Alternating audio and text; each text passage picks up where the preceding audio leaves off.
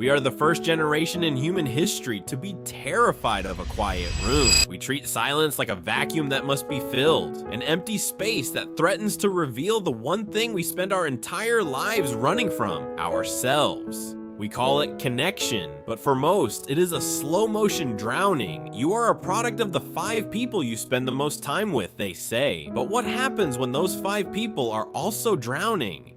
What happens when your thoughts are no longer your own, but a recycled echo of a feed you didn't ask to see? Greatness is not a collaborative effort, it is a solo flight, and history tells a brutal story. Every legend who shifted the axis of the world shared a common prerequisite. Before the stage, there was the cave. Before the crown, there was the desert. Before the public victory, there was the wilderness. Why the wilderness? Because you cannot build a skyscraper on a foundation of sand. Most of us are walking around with a version 1.0 mindset, a collection of insecurities and voices that belong to our parents, our peers, and our past. If you achieved your ultimate ambition today, you would collapse under the weight of it. You aren't ready yet. The wilderness is the only place honest enough to tell you that. In a world obsessed with being seen, the idea of being deleted for a season feels like a death sentence. But in the architecture of greatness, it's the selection. The greats didn't walk into the desert because they were lost. They were driven there to face the one person most people are terrified to meet, themselves. The wilderness acts as a filter. It strips away the distractions until you see what is permanent and what was just temporary.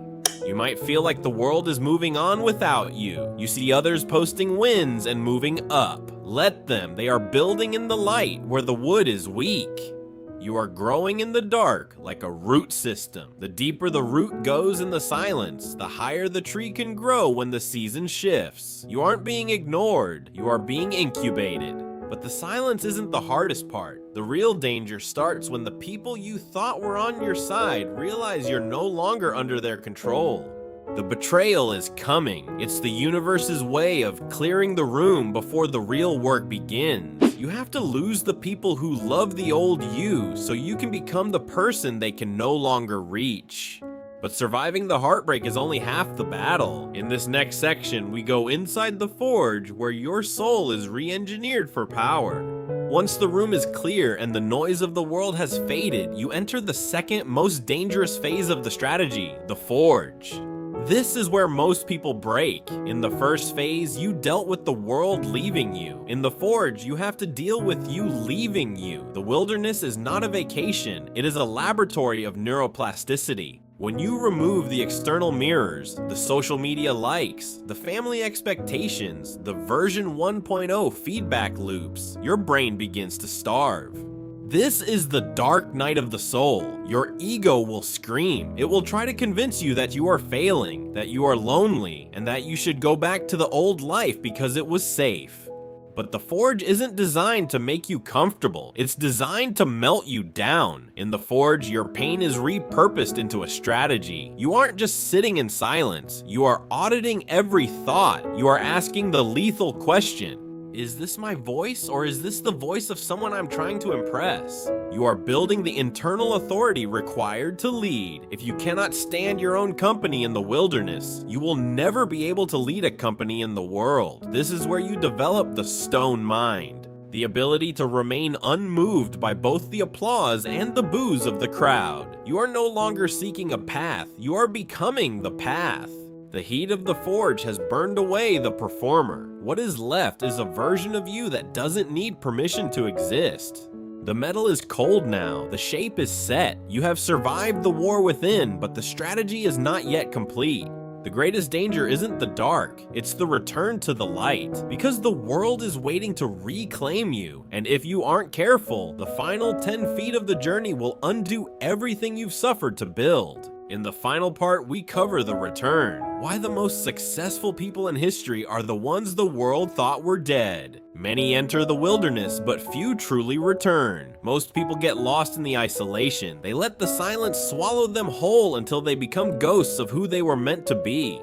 But the strategy isn't about disappearing forever. It's about reappearing as something the world no longer has a category for. You are stepping back into the atmosphere of the noise, but you are doing so as a foreign object.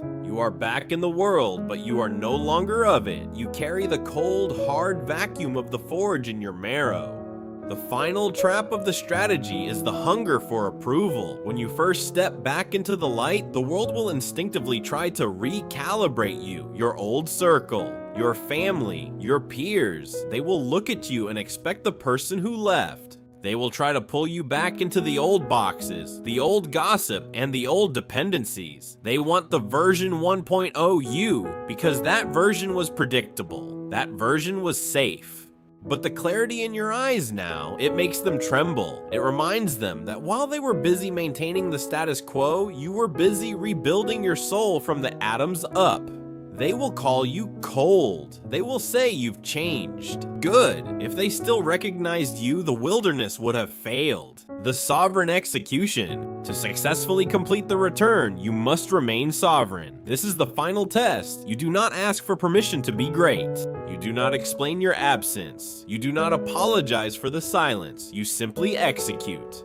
In the wilderness, you learned a secret that 99% of the population will never know. You don't need the crowd to tell you who you are, because you've already survived the version of yourself that didn't believe in the mission. You have built a skyscraper on a foundation of bedrock. You are the architect now. The world will try to lure you back into the noise with small rewards, distractions, minor fame, or the comfort of the herd. Reject it all. You didn't go into the desert to become better at the old game. You went into the desert to start a completely new one. The master of the silence. You are now the only person in the room who isn't vibrating with the need to be liked. You have the stone mind. You have been tempered in a fire that would have turned others to ash. The return is not a homecoming, it is an invasion. You are bringing the stillness of the forge into the chaos of the marketplace. You move slower because you see more. You speak less because your actions carry more weight. The isolation wasn't a punishment. It was your promotion to a level of power they cannot even see. You are no longer a victim of the wilderness. You are the master of it.